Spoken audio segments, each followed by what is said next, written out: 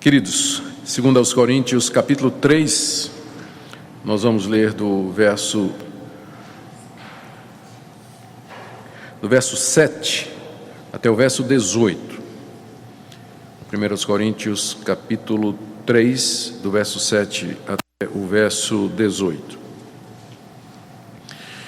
E se o ministério da morte, gravado com letras em pedras, se revestiu de glória, a ponto de os filhos de Israel não poderem fitar a face de Moisés por causa da glória do seu nome, do seu rosto, ainda que desvanecente, como não será de maior glória o ministério do Espírito?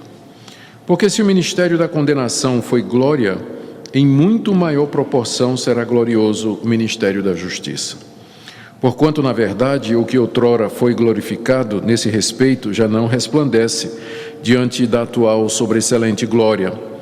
Porque se o que se desvanecia teve sua glória, muito mais glória tem o que é permanente. Tendo, pois, tal esperança, servimos-nos de muita ousadia no falar.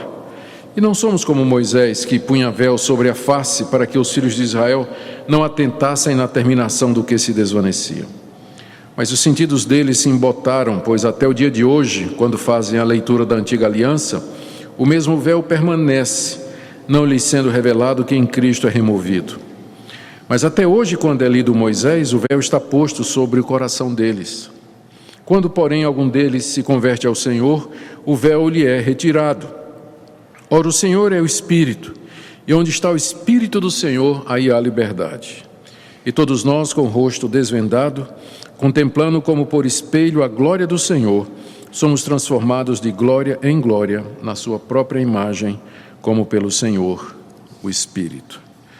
Até aqui, queridos, a leitura da Palavra de Deus.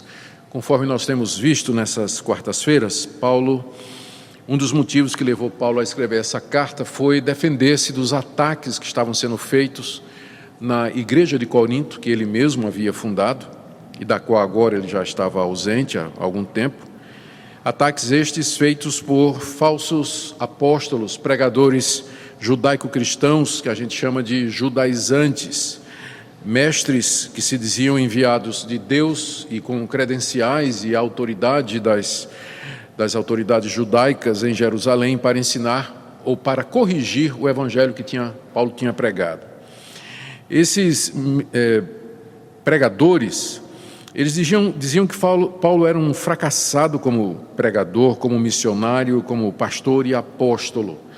A prova disso é que não tinha um lugar onde Paulo fosse que ele não era expulso, apedrejado, preso, quando não escorraçado, mandado embora da própria cidade. Ele vivia essa vida de rejeição da parte do povo de Israel, que era o povo de Deus. Então, como é que alguém que era de Deus não tinha aceitação do próprio povo de Deus? Como é que ele poderia ser um homem de Deus se a sua mensagem não era recebida como tal, nem mesmo pelo próprio povo de Deus? Paulo, então, se defende aqui nessa carta, lembrando que esse não é o único motivo pelo ele escreveu essa segunda carta aos Coríntios, essa que nós conhecemos como segunda carta aos Coríntios, mas é uma das razões principais. Ele se defende dessas acusações e outras parecidas, fazendo uma exposição do seu ministério em comparação com as alegações que estavam sendo levantadas contra ele. Essa defesa de Paulo, ela fez com que, na providência de Deus, nós tivéssemos aqui na Bíblia, nos capítulos 2, 3, 4 e 5 dessa carta, uma das melhores exposições do que é o ministério cristão. Qualquer pastor que vai ou quer ensinar a respeito do que é o ministério ou a vocação pastoral, qual é a finalidade do chamado, qual deve ser o dever dos ministros, pregadores do Evangelho, o que é que eles devem fazer e o que é que eles devem evitar, eles terão inevitavelmente de passar pela segunda carta aos Coríntios, do capítulo 2 até o capítulo 5. Porque aqui é onde nós temos uma das mais completas definições do que é o verdadeiro ministério cristão. E esse quadro surge quando Paulo, então, se defende daqueles que o acusavam de ser um falso ministro. Ele, então, responde apresentando o que é o verdadeiro ministro em contraposição, o verdadeiro ministério em contraposição àqueles falsos profetas, aqueles falsos mestres. Nós começamos a ver então essa defesa de Paulo há alguns estudos atrás. O Paulo se defende dizendo que apesar de mensagem, ela não é sempre aceita em todo lugar por todos, contudo, ele vê o seu ministério como um triunfo constante. Isso nós vimos do capítulo 2, verso 14, até o verso 17. Paulo, inclusive, usa a figura do triunfo romano, quando aqueles generais vitoriosos entravam na sua própria cidade, cobertos de glória e recebendo o aplauso e a aprovação do seu próprio povo em triunfo. E Paulo diz, então, usando essa figura, graças a Deus que sempre nos conduz em triunfo.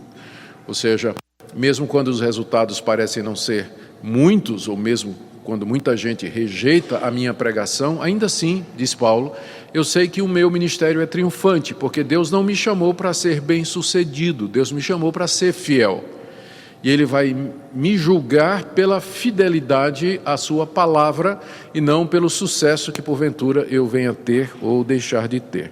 Até porque ele diz, não é, no verso 15, que o Evangelho é um perfume, o aroma de Cristo, e que é cheiro de morte para aqueles que se perdem e cheiro de vida para aqueles que se salvam. O mesmo evangelho que salva é o mesmo evangelho que deixa a pessoa indesculpável diante de Deus e, portanto, debaixo da sua condenação.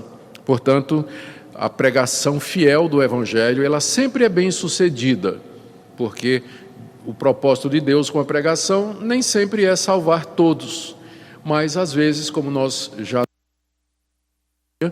o objetivo é deixar algumas pessoas indesculpáveis diante dele. Então, nesse sentido, o ministro de Deus, ele sempre é levado em triunfo.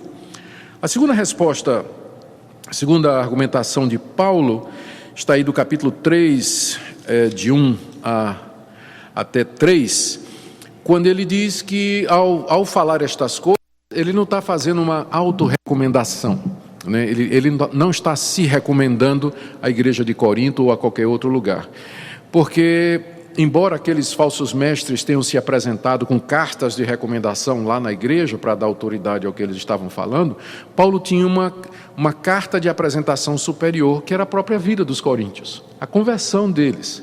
O fato de que eles foram tocados, que eles foram transformados, era a carta de Cristo escrita no coração deles. Ao contrário da mensagem daqueles falsos mestres que defendiam a lei que tinha sido gravada em tábuas de pedra, a pregação de Paulo foi usada pelo Espírito Santo para escrever o Evangelho no coração dos coríntios. E então, essa era uma carta de apresentação da parte de Deus superior àqueles documentos que aqueles judaizantes estavam trazendo lá da parte das autoridades de Jerusalém. O terceiro argumento de Paulo, nós vimos na quarta-feira passada, está aí do verso 4 até o verso 6, quando Paulo diz que a confiança dele em pregar o Evangelho e dizer essas coisas que podem parecer ousadas, não é baseada naquilo que ele é, nem naquilo que ele pensa, mas a confiança dele está em Deus, porque Deus o fez ministro de uma nova aliança. E ele diz que essa aliança é a aliança do Espírito, que é superior à aliança, à antiga aliança. Porque a letra que caracteriza a antiga aliança mata, mas o Espírito que caracteriza a nova aliança vivifica. Paulo, então, se apresenta como esse ministro da nova aliança. Nós falamos bastante sobre isso ontem, esse contraste entre a antiga aliança e a nova, o que é que significa nova, e assim por diante. Aproveitando para dizer aos irmãos que não podem sempre estar na quarta-feira, que todos os estudos eles são gravados e disponibilizados no YouTube, né? Então há uma sequência, você pode ver isso no canal da igreja, a sequência está toda lá. Então quem não estava na quarta-feira passada pode acessar e ver o que é que nós falamos. Agora nós chegamos no quarto argumento, né, vamos dizer assim, do apóstolo Paulo em sua defesa, em que ele fala da glória crescente dessa nova aliança, do ministério dele como ministro da nova aliança, em contraste com a glória desvanecente que está se apagando do ministério judaico. E é uma comparação muito interessante que envolve algumas figuras e algumas passagens do Antigo Testamento. E é isso que eu quero ver com vocês nessa noite, e é, portanto, o quarto argumento de Paulo. Só para a gente ter... só para estarmos seguros que estamos na mesma página, o primeiro argumento: o ministério é uma vitória constante, tem uma autoridade inegável, a confiança é inabalável e a sua glória é crescente. Então, glória crescente seria o nome que nós daríamos, o resumo que nós daríamos ao que Paulo vai dizer aqui do verso 6 a 18. Bom, o pano de fundo dessa comparação que Paulo vai fazer aqui é a crítica que esses mestres judaicos estavam fazendo a Paulo, dizendo que a glória do ministério mosaico era superior à simplicidade do evangelho. E à primeira vista isso pode parecer de fato assim. Quando nós olhamos para o Antigo Testamento e vemos toda a imponência e a glória da religião que Deus revelou aos judeus, nós podemos sentir a força desse argumento. A começar com a construção do próprio templo, os utensílios do templo cobertos de ouro, materiais preciosos, todo aquele ritual que envolvia a participação dos levitas e dos sacerdotes, que eram vestidos com trajes especiais, com mitras de ouro, com vestidos bordados de uma maneira que foi dita exatamente por Deus. O estofo, até o estofo das vestes foi determinado por Deus. A maneira como os animais eram sacrificados, a maneira como mais tarde Davi introduziu a presença dos corais para cantarem, junto com instrumentos musicais desenvolvidos pelo próprio Davi para cantarem no tempo dos sacrifícios e tudo mais, os levitas ensinando a lei ao povo. Então toda a religião do Antigo Testamento era extremamente suntuosa, parecia algo glorioso, majestoso. A própria maneira como a lei foi dada, Moisés subiu ao alto do monte, não é? A glória de Deus desceu sobre o monte Sinai, o monte estava em chamas, né? Havia trovões, relâmpagos, e o povo tinha medo até de chegar perto, né? Quem tocasse no monte seria morto, né? Quando Moisés desceu trazendo 2 tábuas da lei nas suas mãos, o rosto dele brilhava com aquela glória de quem esteve na presença de Deus durante 40 anos. Então o argumento parecia fácil, né? Os judaizantes, os mestres que ensinavam o judaísmo, diziam: olha, compara a glória do judaísmo, daquela religião que Deus deu aos judeus, com essas igrejinhas aí que Paulo está plantando, né? Onde o pessoal se reúne, não tem nada, né? Não tem sacrifício, não tem cerimônia, não tem nada. Os líderes são escolhidos dentre o próprio povo, gente comum. O culto consiste em vocês cantarem, lerem trechos da Bíblia, aqui e acolá alguém exerce um dom espiritual. Ou seja, é uma religião muito assim, sem expressão, né? O cristianismo, comparado com o judaísmo da antiga aliança, né? Então esse era o argumento que estava sendo trazido à igreja de Corinto, na tentativa de fazer com que os coríntios abandonassem o cristianismo e adotassem uma espécie de judaísmo cristão, que ainda preservava aquelas cerimônias gloriosas da antiga aliança. A resposta de Paulo aqui vai em 2 direções. Primeiro que, na verdade, a glória da nova aliança, do Evangelho em Cristo Jesus, é muito maior do que a glória da antiga aliança e do sistema do ministério mosaico. E o segundo argumento de Paulo é que aquela glória da antiga aliança, ela era uma glória que, com o passar do tempo, ela veio se apagando. Os judeus é que não perceberam isso. Os judeus é que não perceberam. Além de ser uma glória inferior, era uma glória desvanecente, era uma glória que ia perdendo o seu brilho, né, com o passar do tempo. E, portanto, Paulo insiste que o ministério dele, como sendo ministro da nova aliança, ministro do Evangelho, é superior ao ministro desses judaizantes que ensinavam a lei de Moisés como condição ainda para a salvação. A figura principal que está aqui, ou o texto do Antigo Testamento, o principal texto do Antigo Testamento que está por detrás de tudo que Paulo está falando, é Êxodo capítulo 34, de 29 a 35. Eu queria que você abrisse comigo, acompanhasse a leitura, porque ele vai servir de base para o que o apóstolo Paulo vai dizer aqui. Êxodo capítulo 34. Fica, para quem está tendo dificuldade, fica no Antigo Testamento, viu, gente?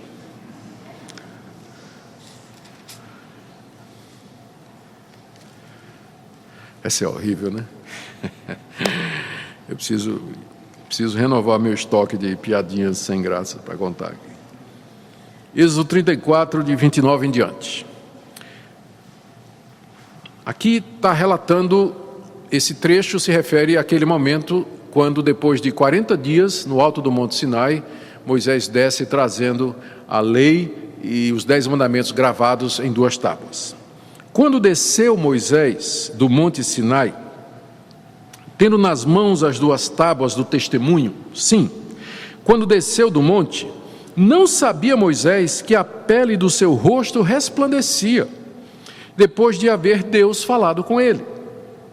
Olhando Arão e todos os filhos de Israel para Moisés, eis que resplandecia a pele do seu rosto, e temeram chegar-se a Moisés. Então Moisés os chamou, Arão e todos os príncipes da congregação tornaram a ele, e Moisés lhes falou. Depois vieram também todos os filhos de Israel, aos quais ordenou ele tudo o que o Senhor lhe falara no Monte Sinai. Tendo Moisés acabado de falar com eles, pôs um véu sobre o rosto. Porém, vindo Moisés perante o Senhor, para falar-lhe, removia o véu até sair, e saindo dizia aos filhos de Israel tudo o que lhe tinha sido ordenado. Assim, pois, viam os filhos de Israel o rosto de Moisés, viam que a pele do seu rosto resplandecia, porém Moisés cobria de novo o rosto com o véu, até entrar a falar com ele. Moisés desce do monte, seu rosto está brilhando, né? Parece a antena da Rede Globo, assim, cheia de luz, né? Um farol iluminado assim, brilhava. Ninguém conseguia olhar para a cara de Moisés. Aí o que é que Moisés fez? Ele colocou um véu. A gente não sabe que tipo de véu era, mas provavelmente um véu como uma burca, alguma coisa que cobria completamente o seu rosto. Então ele, quando falava com o povo, ele falava com o véu. Falava com o véu. Quando ele ia falar com Deus, ele entrava no tabernáculo e ele tirava o véu para falar com Deus. Tendo falado com Deus, ele punha o véu e vinha e transmitia as palavras de Deus ao povo. Então, esse trecho aqui é o trecho que Paulo agora vai usar para a sua argumentação. E vamos ver o que é que Paulo vai aprontar aqui com essa passagem, né, em defesa do seu ministério. Ele faz, a partir do verso 7, deixa eu ver se eu estou com... É isso mesmo. Na verdade, a partir do verso 6. Do verso 6 até o verso 18, ele faz 5 comparações entre o ministério da nova aliança, que é o ministério do Evangelho, e a glória da antiga aliança, que é o ministério desenvolvido debaixo da lei mosaica. E eu quero ver com vocês essas diferenças. A primeira comparação que ele faz é com relação ao conteúdo, que está no verso 6 que nós vimos na última quarta-feira, mas que também faz parte do contraste. Paulo diz no verso 6, Deus nos habilitou para sermos ministros de uma nova aliança, não da letra, mas do Espírito, porque a letra mata, mas o Espírito vivifica. Então, a primeira comparação que ele faz aqui é com relação ao conteúdo das 2 alianças e dos 2 ministérios. O ministério da antiga aliança, que Paulo chama de lei, diz que condena e mata, enquanto que o ministério da nova aliança, no Espírito, e nós, quarta-feira passada, argumentamos que Espírito aqui é Espírito com E maiúsculo, se refere ao Espírito de Deus. O ministério do Espírito, ele vivifica. Então pode parecer glorioso, mas na verdade a lei, tudo aquilo tinha como objetivo mostrar o pecado do homem e condená-lo e apontar para a necessidade de um Salvador. Enquanto que o ministério da nova aliança, o evangelho, o cristianismo, ele pode parecer mais simples, mas ele, pelo Espírito Santo, traz vida. Ele traz vida. Isso, portanto, torna a nova aliança superior à antiga. Essa é a primeira comparação. A segunda comparação é com respeito à finalidade. Versos 7 a 9. A antiga aliança trazia morte e condenação, e a nova aliança traz vida e justiça pelo Espírito. Veja de novo aí do verso 7 até o verso 9. E se o ministério da morte, referindo-se à legislação judaica, gravado com letras em pedras, se refere às 2 tábuas da lei que Moisés trouxe do alto do monte, se revestiu de glória, a ponto de os filhos de Israel não poderem fitar a face de Moisés por causa da glória do seu rosto, ainda que desvanecente. Esse ponto aqui ele vai explorar mais adiante, porque o Antigo Testamento não fala nada disso, mas Paulo aqui já vai dizer, aquela glória era uma glória que estava acabando. Vocês têm que entender porque é que Moisés botou o véu, não é porque estava ofuscando vocês, não, é para que os filhos de Israel não percebessem que o brilho estava diminuindo. Então ele já dá uma dica aqui. Ele diz, olha, se o ministério da morte e da condenação veio com toda aquela glória a ponto de Moisés ter que cobrir o rosto com o véu, verso 8, como não será de maior glória o ministério do Espírito Santo? Se o ministério da lei gravada em pedra veio com aquela glória toda, o ministério do Espírito de Deus, mediante a pregação do Evangelho baseada na morte e ressurreição de Jesus, tem uma glória muito maior.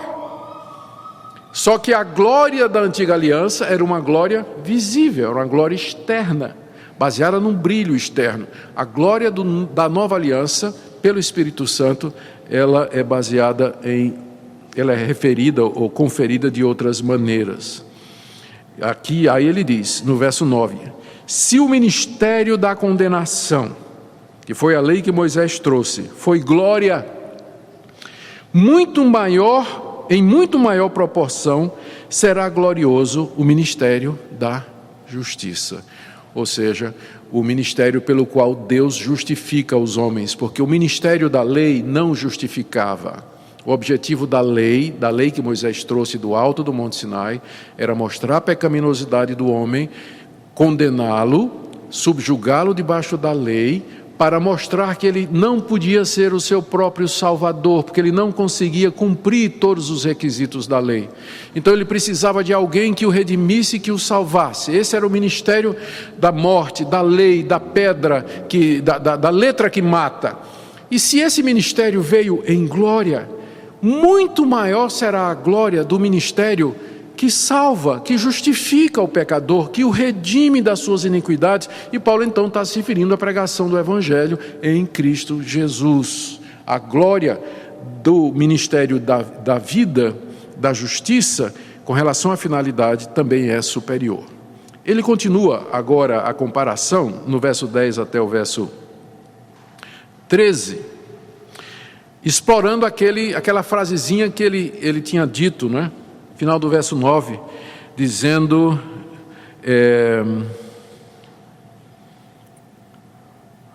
no final do verso 10, na verdade, quando ele diz que, no final do verso 7, desculpem, por causa da glória do seu rosto, ainda que desvanecente. Agora ele retoma o que ele disse no verso 7, do verso 10 até o verso 13, fazendo essa comparação entre a permanência da glória na nova aliança e na antiga aliança. O que ele está dizendo aqui? Ele vai trazer um conceito que não é claro no Antigo Testamento, mas é Paulo interpretando as Escrituras autoritativamente como apóstolo de Jesus Cristo. O que ele vai dizer aqui é que a razão pela qual Moisés colocou o véu sobre o rosto não era para que o povo ficasse ofuscado, evitar que o povo ficasse ofuscado com o brilho de Moisés. Era para que o povo não visse que aquele brilho estava passando. Essa foi a razão. Olha como ele diz aqui. Verso 10, na verdade, o que outrora foi glorificado, o ministério mosaico, nesse respeito já não resplandece, a glória já acabou. Isso diante da atual sobreexcelente glória, apareceu uma glória maior que a glória do Evangelho, e ofuscou, sobrepujou a glória da antiga aliança.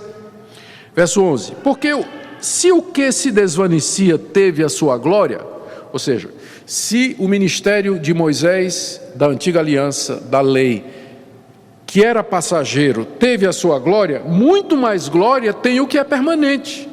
A lei de Moisés era provisória, a antiga aliança era provisória, ela era típica, ela apontava, ela era a sombra, ela indicava para frente, para a chegada do Messias.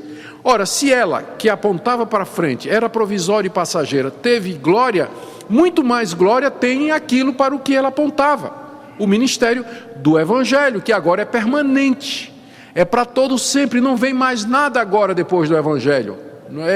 É o último estágio do plano da redenção de Deus. Se o primeiro estágio, que era passageiro, foi coberto de glória, imagine a glória do último estágio, não é? Que é permanente e é o que vai ficar para sempre.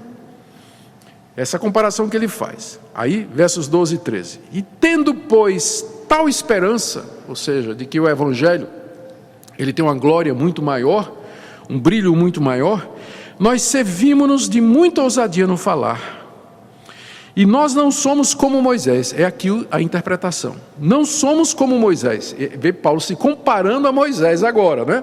Nós não somos como Moisés, que punha véu sobre a face, para que os filhos de Israel não percebessem a terminação daquilo que se desvanecia. A razão pela qual Moisés punha o véu era para que os filhos de Israel não percebessem que a glória da antiga aliança ela estava passando. Ela era passageira, ela teria que dar lugar a um ministério mais glorioso, a uma glória superior. Por isso, o véu. Aí Paulo diz, nós não somos como Moisés. Eu não preciso esconder nada de vocês, porque o brilho do Evangelho, da nova aliança, ele é perpétuo, ele é para sempre. Não há necessidade de ocultar essa verdade como havia sido ocultada na antiga aliança. Agora chegamos na quarta comparação de Paulo, que vai aí do verso 14 até o verso 17, e que tem a ver com o entendimento das Escrituras. O que Paulo vai dizer é que os judeus, até hoje, quando eles leem o Antigo Testamento, eles não entendem o Antigo Testamento, porque aquele véu que estava sobre Moisés está no coração deles. Mas na nova aliança, toda pessoa que se converteu a Cristo, o véu foi tirado. E, portanto, a pessoa pode olhar para o Antigo Testamento e entender a mensagem do Antigo Testamento com clareza. A comparação agora é hermenêutica. Na nova aliança, em Cristo, nós temos condição de ler o Antigo Testamento e perceber o seu verdadeiro sentido. Sem Cristo Jesus, você vai ler o Antigo Testamento e você vai ver uma religião legalista. E você vai ver uma religião que exige de você o cumprimento de um monte de normas e você vai se perder. Sem Cristo você não vai entender. Veja como Paulo diz isso, verso 14 até o verso 17. Mas os sentidos deles, dos judeus, se embotaram. Todo mundo sabe o que é uma faca embotada, ela não corta mais, ela perdeu o corte, né? Uma coisa que se embota é uma coisa que perdeu o risco, né? Ela não é mais uma faca aguçada. Então Paulo usa essa figura aqui com relação aos sentidos, a capacidade do judeu perceber a mensagem da antiga aliança se embotou como um machado que perdeu o corte, perdeu o fio, ele não é mais útil. Assim também a mentalidade e a capacidade espiritual de perceber a realidade da antiga aliança se embotou nos judeus. Os sentidos deles se embotaram, diz o apóstolo Paulo. Por quê? Pois até o dia de hoje, e Paulo agora está falando para a sua época, quando fazem a leitura da antiga aliança, Paulo se refere ao fato de que todo sábado os judeus se reuniam nas sinagogas e eles faziam a leitura da antiga aliança. Eles liam um trecho da lei, liam um trecho dos profetas e liam um trecho dos salmos, não é? E o rabino chegava e explicava. Isso era um ritual que o judeu fazia todo sábado, quando não escutava a lei no templo, onde também os levitas faziam o ensino da lei. Paulo está dizendo que até hoje, quando eles fazem a leitura da antiga aliança, o mesmo véu permanece. Ou seja, eles abrem a antiga aliança na sinagoga, fazem a leitura, mas há um véu nos olhos. Aquele véu que estava em Moisés é o mesmo véu que está neles hoje. Por isso que eles leem o Antigo Testamento e dizem, não estou vendo Cristo aqui. Eles leem o Antigo Testamento e dizem, não estou vendo Evangelho aqui. Eu estou vendo Deus dizendo para eu guardar a lei se eu quiser ser salvo. É isso que eu estou vendo. Os sentidos se embotaram. Paulo faz essa figura que o mesmo véu que estava em Moisés e que impedia que o judeu compreendesse que aquele sistema era um sistema passageiro, é o mesmo véu que está no coração deles até o dia de hoje, quando eles leem a antiga aliança. Eles não conseguem perceber que a glória de tudo aquilo era passageiro e que seria sobrepujada pela vinda de Cristo Jesus. Não lhes sendo revelado, estou lendo o final do verso 14, não sendo revelado para eles que em Cristo esse véu é removido. O que é um cristão? É basicamente alguém cujo véu foi removido do coração, cujos sentidos foram restaurados, e ele pode agora ler a Escritura e compreender. Eu vi isso com tanta clareza na minha vida. Eu fui criado na igreja, fui criado ouvindo a Bíblia desde cedo, em casa com os meus pais, na escola dominical, departamento infantil, né? Eu participei da mocidade da minha igreja, cheguei a ser líder da mocidade da minha igreja, participei de estudos bíblicos, me lembro de uma participação que eu tive num concurso sobre o livro de Daniel. Eu saí em segundo lugar, fiquei muito mordido, né, porque tirei em segundo lugar, porque errei lá uma pergunta, me esqueci, não é? Eu cheguei a cantar no coral da igreja. Gente, eu namorei a filha do pastor, que é mais crente do que isso, não é? Namorei a filha do pastor, né? Mas aquilo, né, eu participava daquilo porque minha família estava ali, eu cresci ali, o costume ali. Quando, aos 16 anos de idade, eu larguei tudo aquilo, 17 anos, larguei, fui para o mundão, me converti aos 22 anos de idade. E eu me lembro da noite da minha conversão. Tudo o que eu tinha aprendido quando criança e quando adolescente, voltou assim, ó, com uma clareza, como se eu nunca tivesse deixado de ter a palavra de Deus no meu coração. Com muita clareza. Agora eu abri a Bíblia falava comigo, a tal ponto que eu ia para a universidade, essa altura eu estava fazendo desenho industrial na Universidade Federal de Pernambuco, eu ia para a universidade, levava uma biblinha dos Gideões, eu não conseguia ficar na sala de aula, eu queria ler a Bíblia. Eu queimava a aula, ia para o último andar do prédio, ficava lá sentado e devorando a Bíblia, horas, lendo a Bíblia, e esse livro me falava, o véu tinha sido tirado. Eu agora podia entender, amar aquele livro. Em Cristo aquele véu foi removido. O que é um cristão? É alguém em quem Deus restaurou a capacidade do entendimento espiritual. E essa pessoa agora pode ver a Deus, pode entender a Deus, pode amar o Evangelho, pode perceber as coisas de Deus. Antes disso, é como Paulo diz em 1 Coríntios capítulo 2, o homem natural não entende, não dá as boas-vindas às coisas de Deus, porque eles são loucura e ele não pode entendê-las porque elas se discernem espiritualmente. Mas o cristão é essa pessoa, a quem Deus abre o entendimento, restaura a capacidade de compreensão. Ele dá amor pelas coisas de Deus.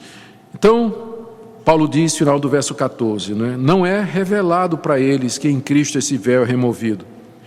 Mas, verso 15, até hoje, quando é lido Moisés nas sinagogas, o mesmo véu está posto sobre o coração deles. Embora Moisés tenha falado do Messias, de que viria um profeta, embora Moisés tenha dito, vocês têm que circuncidar o coração de vocês, embora Moisés tenha falado de Cristo nas alturas e Cristo nas profundidades, que a palavra está perto de você, na sua boca e no seu coração, ainda assim, o véu impedia que eles vissem a graça do Evangelho naquilo que Moisés havia falado. Mas olha o verso 16. Mas, quando, porém, algum deles se converte ao Senhor, o véu lhe é retirado. Não foi isso que aconteceu com Paulo? Paulo era um profundo conhecedor do Antigo Testamento, era um rabino, instruído aos pés de Gamaliel. Quanto mais ele lia o Antigo Testamento, mais ele sentia que o dever dele era matar todos os cristãos, que estavam ensinando uma heresia, né? Que o cristianismo era um falso ensino, pernicioso, e que matar os cristãos, exterminar o cristianismo, Paulo entendia que ele estava fazendo um favor a Deus. Esse homem era um homem versado nas Escrituras, era um rabino treinado em todas as técnicas de interpretação. Um dia, no caminho de Damasco, Cristo aparece a ele, e Paulo entendeu que Cristo era Senhor, que era o Messias. E a partir daí, ele volta para ler as Escrituras, mas de uma outra perspectiva. O véu foi removido. E Paulo agora diz, agora eu estou entendendo o que Isaías quis dizer no capítulo 53, mas ele foi moído pelas nossas transgressões. Agora eu sei o que é que Oséias disse, que Deus nos matará e ao terceiro dia nos fará ressurgir. Agora eu estou entendendo o significado dos sacrifícios, de tudo que eu aprendi. Eu imagino a confusão na cabeça de Paulo. Veja, primeiro ele se converteu, depois ele foi entender a Bíblia. A ordem é essa. Porque sem conversão, a Bíblia sempre vai ser um livro velado. A pessoa pode ler. Uma das mentes mais brilhantes do século XX, em termos de exegese, de conhecimento do grego, do latim, da literatura clássica, da arqueologia, foi um alemão chamado Rudolf Bultmann. Ele é considerado uma das maiores capacidades e autoridades no Novo Testamento. Mas Bultmann era um incrédulo. Bultmann não acreditava na ressurreição literal de Jesus. Ele não acreditava que Cristo morreu pelos nossos pecados. Ele não cria em nenhuma dessas coisas. O comentário dele no Evangelho de João é um comentário extraordinário. Ele chega naquela parte final, não é? Onde João relata que Jesus aparece aos discípulos e Tomé, então incrédulo, é convidado a colocar o dedo nas feridas de Cristo para comprovação. E Bultmann então enquadra o texto, explica o texto, os detalhes, assim, você fica impressionado. E no final ele diz que o autor do Evangelho de João acreditava plenamente que Jesus tinha ressurgido de entre os mortos, mas eu não. Então ele consegue falar do texto, da profundidade do texto, mas ele não consegue crer, ele não consegue ver. O véu nunca lhe foi retirado, ele já morreu. Verso 17: Ora, o Senhor é o Espírito, e onde há o Espírito do Senhor, aí há liberdade. Eu já disse para vocês que esse trecho aqui de 2 Coríntios 2 até 5 contém alguns dos versículos mais mal interpretados de toda a Bíblia. O primeiro que eu mencionei na quarta-feira passada foi: a letra mata e o Espírito vivifica, não é? E aqui você tem outro versículo que tem sofrido horrores, torturas horríveis nas mãos de alguns exegetas. Onde está o Espírito do Senhor, aí há liberdade. Como é que esse texto é entendido hoje? Esse texto é usado para dar autorização para você plantar bananeira, dar salto mortal, triplo mortal para trás no culto. Para você fazer o que você fizer no culto. Por quê? Porque onde tem o Espírito do Senhor, aí tem liberdade. Agora, lembra daquela regra que eu disse para vocês? Quais são as 3 regras de interpretação bíblica? Contexto. O texto está falando de culto. Que liberdade é essa que Paulo está falando no contexto? É a liberdade de você olhar para a antiga aliança sem o véu.